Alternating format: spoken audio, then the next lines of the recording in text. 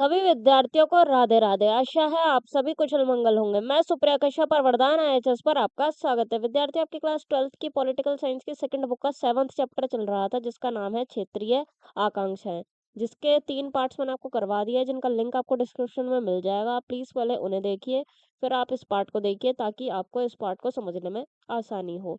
तो आइए अब बिना समय के बर्बादी करते हुए वीडियो को स्टार्ट करते हैं। फर्स्ट टॉपिक है आपका सिक्किम में विलय, कि सिक्किम का भारत में विलय कैसे हुआ। ओके, देखो, भारत की स्वतंत्रता के समय सिक्किम का वो भारत की शरण प्राप्त थी। देखो, सिक्किम जो था ना, ये ना तो मतलब भारत में ही था, ना तो ये भारत का भाग था, ठीक है, ना ही ये पूरी तरह से एक स्वतंत्र राष्ट्र था।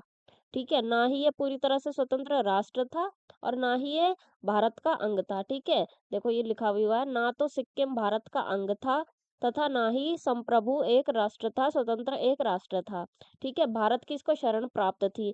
ठीक है, यहाँ की बाहरी सुरक्षा भारत के द्वारा की जाती थी। ठीक है, इसके विदेशी मामले और जो भी इसकी बाहरी सुरक्षा होती थी, वो तो भारत करता था। ठीक है, विश्व में इसको रिप्रेजेंट भारत करता था। लेकिन जो इसका आंतरिक प्रशासन था, जो अंदर का प्रशासन था, वो यहाँ के राजा चोग्याल के द्वारा चलाया जाता था। ठीक है, यहाँ के एक राजा थे, राजा चोग्याल, वो यहाँ का प्रशासन संभालते थे। यहाँ पे राजतंत्र था। ठीक है, राजा का शासन यहाँ पर था। ओके, राजा चोग्याल स्थानीय जनता में अलोकप्रिय हो गए।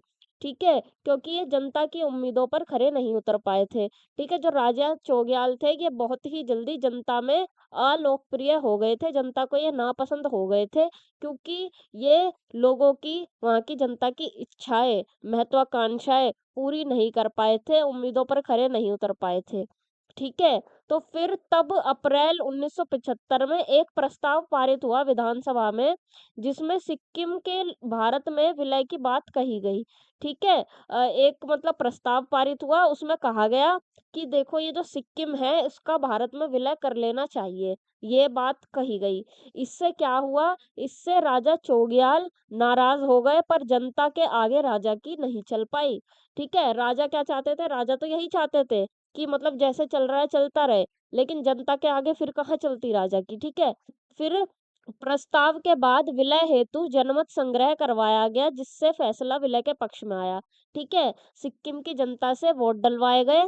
ठीक है, और फिर वोट वो डालने गए, और सबसे ज्यादा वोट किस पक्ष में आई, कि भारत में सिक्किम का विलय कर लेना चाहिए। इट मीन सिक्किम की जनता चाहती थी कि सिक्किम का विलय भारत में कर लेना चाहिए। ठीक है, इस प्रकार से सिक्किम 1975 में भारत संघ में शामिल हुआ, तथा ये भारत का 22वां राज्य बना। ठीक है, 1975 में सिक्किम भारत का राज्य बन गया। ठीक है, और कौन सा नंबर का राज्य बना था, 22वां राज्य ये बना था। ठीक है, नेक्स्ट टॉपिक आ जाता है गोवा की मुक्ति तथा भारत संघ में विलय।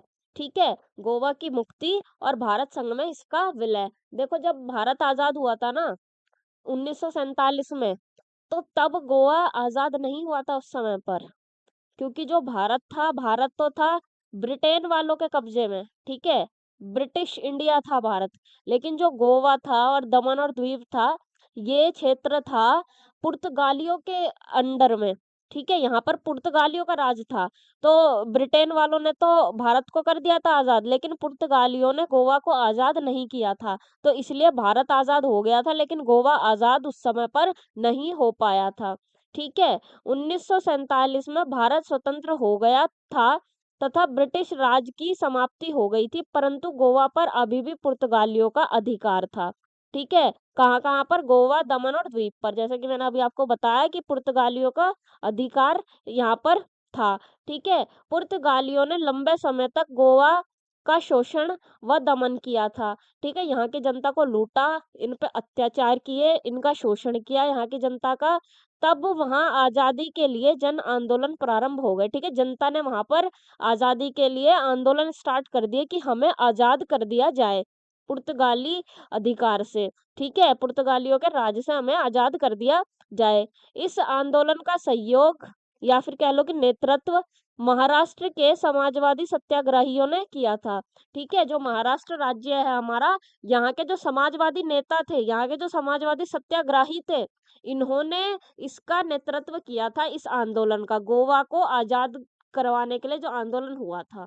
ठीक है, महाराष्ट्र के समाजवादी नेताओं ने इसका नेतृत्व किया। ठीक है, इसकी लीडरशिप संभाली। ओके, लेकिन यहाँ पर एक समस्या उत्पन्न हो गई, जिसके फलस्वरूप निम्नलिखित दो गुट बन गए। ठीक है, देखो, जब यहाँ पर जन आंदोलन हुए, ठीक है, तो गोवा तब फिर हो गया आजाद। ठीक है, फिर आजाद होने के बाद भी, ठीक है, जब ये आजादी की समस्या खत्म हो गई, उसके बाद यहाँ पर दो गुट बन गए। ठीक है, दो गुट कौन कौन से? एक तो था गोमांतक पार्टी, जो कि महाराष्ट्रवादी थी। ठीक है, एक थी यूनाइटेड गोवन पार्टी, जो कि गोवा का एक दल था। ठीक है, ये वाली पार्टी क्या चाहती थी कि जो अब गोवा बना है, गोवा क्षेत्र जो अब पुर्तगालियों के राज से आजाद हो चुका है, इसको महाराष्ट्र राज्य में मिला लिया जाए। ठीक है, लेकिन जो ये यूनाइटेड गोवन पार्टी थी, ये जो गोवा का दल था, ये क्या चाहता था कि नहीं भाई, गोवा को भारत का एक स्वतंत्र राज्य बनाया जाए। ठीक है, एक अलग पर्टिकुलर राज्य बनाया जाए, इसको भी एक अलग राज्य का दर्जा दिया जाए। ठीक है, देखो, गोमांतक पार्टी क्या कह रही है? इनका कहना था कि गोवा में मराठी भाषा बोली जाती है, इसलिए गोवा का महाराष्ट्र में विलय हो। ठीक है, महाराष्ट्र राज्य ये कह रहा है कि हमारे राज्य में मिल जाओ आके, आपको भी महाराष्ट्र का ही नाम दे देंगे। ठीक है, लेकिन ये जो यूनाइटेड गोवन पार्टी थी, ये क्या कह रही है कि नहीं भाई, सिर्फ मराठी थोड़ी बोली जाती है वहां पे, कोंकणी भाषा भी तो बोली जाती है, इसलिए गोवा को स्वतंत्र पहचान दी जाए, एक अलग राज्य का दर्जा भारत में इसको प्राप्त हो। ठीक है, तब भारत सरकार ने गोवा में 1967 में एक विशेष जनमत सर्वेक्षण करवाया। ठीक है, वोट डलवाई गोवा की जनता से कि भाई गोवा की जनता क्या चाहती है आखिरकार, इनके मन की भी तो जाने। ठीक है, तो अधिकतर लोगों ने महाराष्ट्र में शामिल ना होने से मना कर दिया। ठीक है, अपनी वोटिंग में इन्होंने कहा कि नहीं, हम महाराष्ट्र में शामिल नहीं होना चाहते, इसलिए गोवा को अलग रखने का फैसला किया। ठीक है, जब जनता ही नहीं चाहती कि हम महाराष्ट्र में मिले, तो फिर क्या फैसला किया गया कि गोवा को एक अलग राज्य बनाया जाए। तो इस प्रकार से 1967 में गोवा को एक केंद्र शासित प्रदेश बना दिया गया, यूनियन टेरिटरी इसको बना दिया गया 1967 में। फिर उसके बाद 1987 में इसे भारत संघ का राज्य बना लिया गया। ठीक है, भारत का इसको एक राज्य का दर्जा दे दिया गया गोवा को। ओके, तो ये आज आपका हो जाता है चैप्टर, ये खत्म, काफी लेंदी चैप्टर था ये, है ना? तो इसमें आपको कोई भी डाउट रह गए हो, तो आप मुझसे अभी कमेंट सेक्शन के माध्यम से पूछ सकते हैं, या फिर बाद में भी तसल्ली से आप मुझसे सोशल मीडिया पर कांटेक्ट करके बेझिझक पूछ सकते हैं। आपका डाउट एकदम क्लियर करवा दिया जाएगा। ओके, अगर आपको ये वीडियो पसंद आई हो तो इसको लाइक कीजिए, कमेंट सेक्शन में अपना रिव्यू दीजिए और अपने दोस्तों के साथ भी इसको शेयर कीजिए। और वरदान एचएस को जरूर जरूर सब्सक्राइब करें और बेल आइकन को भी याद से प्रेस कर लें, ताकि वीडियो का नोटिफिकेशन सबसे पहले आपको मिल सके। और आप हमें टेलीग्राम, व्हाट्सएप और इंस्टाग्राम पर भी ज्वाइन कर सकते हैं। इसके नोट्स आपको टेलीग्राम पर प्रोवाइड करवा दिए जाएंगे पीडीएफ की फॉर्म में। ये हमारा सोशल मीडिया हैंडल है, वैसे इसका लिंक आपको डिस्क्रिप्शन में भी मिल जाएगा। तो मिलते हैं नेक्स्ट एंड लास्ट चैप्टर में, तब तक के लिए स्वस्थ रहिए, पढ़ते रहिए। जय हिंद, जय भारत, राधे राधे।